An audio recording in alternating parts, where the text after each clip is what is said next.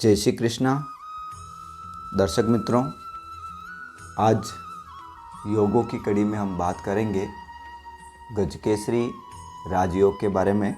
गज और केसरी, जैसा कि नाम से ही पता चल रहा है, गज का मतलब होता है हाथी और केसरी का मतलब होता है सिंह, यानी कि हाथी और सिंह के समान योग बल वाला, यानी कि ऐसा बलवान योग।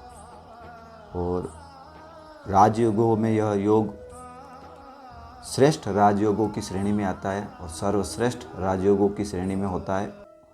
और यह योग अगर किसी की कुंडली में बन रहा है मित्रों, तो यह श्रेष्ठ है और अत्यंत श्रेष्ठ है, क्योंकि यह राजयोग जीवन में वह सब कुछ देने वाला होता है जिसकी चाहत कल्पना एक व्यक्ति अपने जीवन में रखता है, करता है। तो मित्रों, हम जानते हैं कि कैसे यह योग हमारी कुंडली में बनने वाला है, तो देखते हैं हम। मित्रों, यहाँ पर मैंने एक श्लोक लिखा है, गज केसरी संजातस तेजस्वी धनवान भवेत, मेधावी गुण संपन्नो राजप्रिय करो नरः।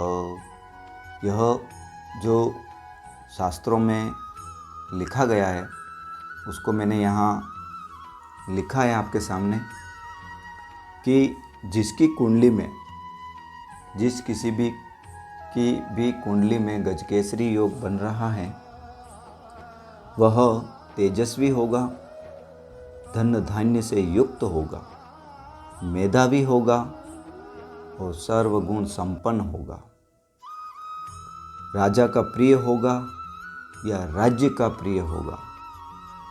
ऐसा व्यक्ति अपने जीवन काल में समस्त भौतिक सुखों को भोगने वाला होगा।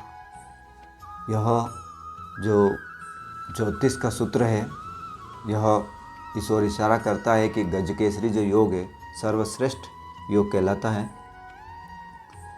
तो मित्रों, चंद्र मन है और गुरु ज्ञान है। चंद्र को मन की संज्ञा दी गई है और गुरु को ज्ञान की संज्ञा दी गई है। और जब मन और ज्ञान दोनों का संबंध व्यक्ति के जीवन पर होता है, दोनों एक हो और दोनों का संबंध बन जाए, तो व्यक्ति के जीवन में जब वह संबंध बनता है तो वह व्यक्ति अपने ज्ञान के बल पर सब कुछ पाने वाला होता है। सारे भौतिक सुख हो गए या आध्यात्मिक सुख हो गए, उन सुखों को वह पाने वाला होता है, ऐसा जातक। तो मित्रों, यह योग हमारी कुंडली में कैसे बनेगा, इस पर हम जानते हैं। चंद्रमा से गुरु केंद्र में हो, चंद्रमा से गुरु केंद्र में हो, यानी कि या तो पहले स्थान पर हो, चौथे स्थान पर हो, सातवें स्थान पर हो या 10वें स्थान पर हो, यह पहली कंडीशन बनती है मित्रों गजकेसरी योग की। दूसरी कंडीशन बनती है मित्रों कि चंद्र गुरु का चौथे और 10वें का संबंध हो।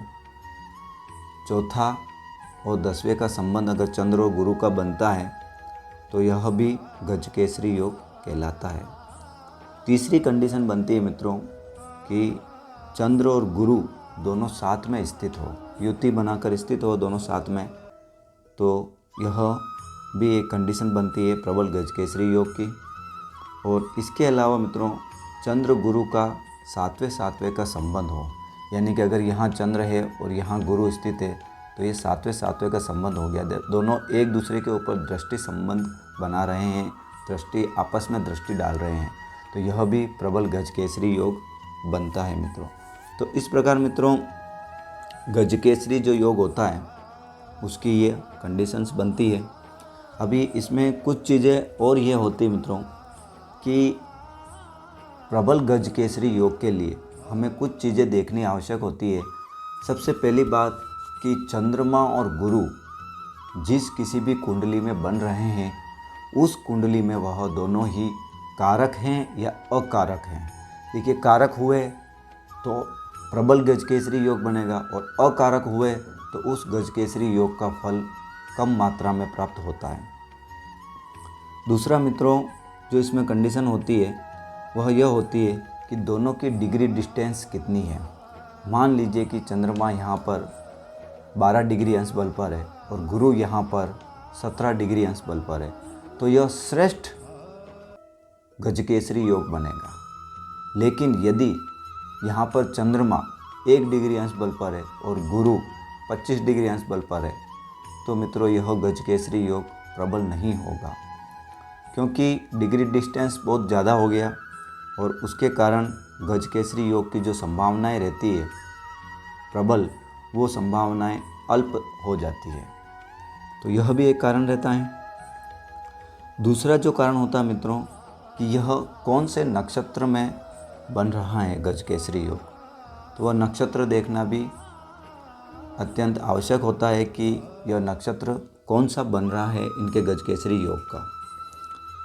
चौथी बात जो होती है मित्रों वह यह होती है कि गजकेसरी योग कौन से भाव में हो रहा है। प्रथम भाव में हो रहा है या धन भाव में हो रहा है या त्रिक भाव में हो रहा है या व्यय भाव में हो रहा है या त्रिकोण में हो रहा है। कौन से भाव में वह गजकेसरी योग बन रहा है यह भी देखना आवश्यक होता है, क्योंकि जहाँ जैसा गजकेसरी योग बनेगा वहाँ वैसे फल प्राप्त होंगे। यहाँ पर गजकेसरी योग बनेगा तो संभवतः यही है कि इसके फलों में कमी आ जाएगी, क्योंकि ये त्रिक भाव है, 2 स्थान है, तो 2 स्थानों में जब गजकेसरी योग बनता है तो उनके फलों में कमी हो जाती है। और इसके अलावा मित्रों कौन सी राशि में यह गजकेसरी योग बन रहा है वो भी देखना आवश्यक है। मेष की जहाँ गजकेसरी योग बन रहा है वह राशि कौन सी है यह देखना भी आवश्यक है। इसके अलावा लग्नों का कि भाई यहाँ लग्न कौन सा, जैसे ये मेष लग्न है तो मेष लग्न में बन रहा है कि कर्क लग्न में बन रहा है कि सिंह में बन रहा है कि वृश्चिक में बन रहा है कि धनु में बन रहा है कि मीन में बन रहा है, और इनमें बनता है तो प्रबल गजकेसरी योग होगा। इसके अलावा फिर वृषभ में बन रहा है कि मिथुन में बन रहा है कि कन्या में बन रहा है कि तुला में बन रहा है कि मकर में बन रहा है कि कुंभ में बन रहा है, तो यहाँ पर भी गजकेसरी योग बनता है। लेकिन जो प्रबल जो होता है मेष कर्क सिंह वृश्चिक धनु मीन में, उतना प्रबल इन लग्न में नहीं हो पाता है। तो यह भी देखना आवश्यक है कि वह कौन से लग्न में बन रहा है। इसके अलावा मित्रों जब भी गजकेसरी योग बनता है तो उसमें कुछ चीज़ें और यह देखनी आवश्यक है कि इनकी जो डिग्री है वो डिग्री अंश में कितने हैं। डिग्री अंश में कमज़ोर तो नहीं है, बलाबल में कमज़ोर तो नहीं है, निर्बल अवस्था में तो नहीं है। इसके अलावा यह अस्त तो नहीं है, कहीं सूर्य के साथ बैठ के अस्त तो नहीं है। इनमें से एक भी ग्रह अस्त हुआ तो भी यह गजकेसरी योग प्रबल नहीं माना जाता है। इसके अलावा मित्रों यह पीड़ित अवस्था में तो नहीं है, राहु से दृष्ट तो नहीं है, शनि से दृष्ट तो नहीं है, उनसे युति संबंध तो नहीं है। अगर ऐसा भी हो रहा है तो भी यह गजकेसरी योग पूर्ण नहीं हो पाता है। इसके अलावा मित्रों इनका ये भी देखना है कि यह नीच राशि में स्थित नहीं। इनमें से कोई भी एक ग्रह अगर नीच राशि में हो, जैसे गुरु हुआ या चंद्रमा, तो वह भी देखना है कि अगर नीच राशि में है तो वहाँ पर भी यह प्रबल गजकेसरी योग नहीं बन पाता है, पूर्ण गजकेसरी योग नहीं बन पाता है। और सबसे बड़ी बात मित्रों कि चंद्रमा या गुरु इनमें से किसी एक भी ग्रह पर यदि बुध और शुक्र की दृष्टि पड़ रही है, 7वीं दृष्टि पड़ती है उनकी पूर्ण, तो यह पूर्ण गजकेसरी योग माना जाता है, क्योंकि दोनों ही शुभ ग्रह हैं और शुभ ग्रहों की जब दृष्टि पड़ती है तो यहाँ पर यह प्रबल गजकेसरी योग माना जाता है। तो मित्रों गजकेसरी योग जो बन रहा है केवल कि हाँ दोनों साथ में हैं गजकेसरी योग बन गया या दोनों का दृष्टि संबंध है गजकेसरी योग बन गया, यह संभव नहीं है। इसके साथ बहुत सारे सूत्र जुड़े हुए होते हैं और उन सब सूत्रों को देखना आवश्यक होता है कि यह बातें सब वहाँ अच्छे और प्रबल गजकेसरी योग के लिए फिट बैठ रही है या नहीं बैठ रही है, यह चीज़ें देखना आवश्यक होता है मित्रों। तभी जाकर हम बता सकते हैं कि गजकेसरी योग किस रूप में कितना प्रबल बन रहा है। केंद्र में बन रहा है तो कितना प्रबल है, त्रिकोण में कितना प्रबल है और 2 स्थानों में बन रहा है तो कितना प्रबल है, यह देखना आवश्यक होता है। और यदि मित्रों आपकी कुंडली में गजकेसरी योग बन रहा है और प्रबल गजकेसरी योग बन रहा है तो मित्रों यह आपको विद्वान बना देता है, आपको ज्ञानी बना देता है, आपको धार्मिक बना देता है, आपको संस्कारी बना देता है। समाज में मित्रों आपका मान सम्मान, यश, प्रतिष्ठा, कीर्ति यह बहुत तायत मात्रा में देता है। इसके अलावा मित्रों आपको यह तत्वज्ञानी बना देता है, फिलोसोफर बना देता है। और कई बड़े बड़े लोगों में यह गजकेसरी योग देखा जाता है। एक अच्छे आप सन्यासी बन सकते हैं, एक उच्च कोटि के आप ज्ञाता बन सकते हैं, उच्च कोटि के आप विद्वान बन सकते हैं, उच्च कोटि के आप कथाकार बन सकते हैं। तो यह आपको उच्च कोटि के राजनेता बन सकते हैं। आप उच्च कोटि का मतलब गजकेसरी योग कॉरपोरेट घराने से है तो उसमें भी हो सकता है। एक अच्छा शिक्षक है उच्च कोटि का तो उसमें भी हो सकता है। तो यह गजकेसरी योग जिनकी कुंडली में बन रहा है वह क्योंकि गुरु से बनता है और गुरु ज्ञान है, परिमार्जित ज्ञान है और ये मन है, तो यानी कि आपको धार्मिक बना देगा, आध्यात्मिक बना देगा, आपके ज्ञान में कई गुना वृद्धि कर देगा यह योग। यदि आप सात्विक भोजन कर रहे हैं और सात्विक आहार लेने वाले हैं, आपके अंदर कोई भी विकार नहीं है, आप मादक पदार्थों का सेवन नहीं करते हैं, आप स्वस्थ विचारों के हैं, पवित्र विचारों के हैं, तो आप मान के चलिए कि आपके अंदर जब यह योग बनता है, आप देवी की उपासना कर रहे हैं, देवी उपासना कर रहे हैं, आप नित्य उपासना करते हैं, पूजा पाठ करते हैं, तो यह योग निश्चय ही आपको देवी शक्ति प्रदान भी कर देता है। मतलब इतना प्रबल यह योग माना गया है। आपके सिक्स सेंस को यानी कि आपकी छठी इंद्रिय को भी यह जागृत कर देता है, आपके इंट्यूशन पावर को बलवान कर देता है, इंट्यूशन पावर को बढ़ा देता है यह। और आप जो भी बात बोलते हैं वो बात आपकी सच साबित हो जाती है। यानी कि जो भी किसी को कुछ बोल रहे हैं आप तो वह बात आपकी सच साबित हो जाती है, अक्सर वह घटित हो जाती है आपकी बात। तो इस प्रकार यह गजकेसरी योग मित्रों आपको श्रेष्ठ लाभ देने वाला होता है। और यदि आपकी कुंडली में यह योग बन रहा है तो आप मान के चलिए कि आप भी उन बिरले व्यक्तियों में हैं, श्रेष्ठ व्यक्तियों में हैं जो समाज में गिने जाते हैं, माने जाते हैं। एक बात और मित्रों, गजकेसरी योग गुरु से बनता है, गुरु ज्ञान है, परिमार्जित ज्ञान है, लेकिन गजकेसरी योग शुक्र से भी बनता है मित्रों। यदि यहाँ पर शुक्र स्थित है और सामने चंद्रमा स्थित है और शुक्र की पूर्ण दृष्टि चंद्र पर पड़ रही है तो भी यह प्रबल गजकेसरी योग माना जाएगा। इस बात को भी आप ध्यान रखें मित्रों, क्योंकि इसमें कुछ कंडीशन ये होती है कि शुक्र पीड़ित अवस्था में नहीं होने चाहिए, शुक्र निस्तेज अवस्था में नहीं होने चाहिए, अस्त अवस्था में नहीं होने चाहिए और शुक्र निर्बल अवस्था में नहीं होने चाहिए।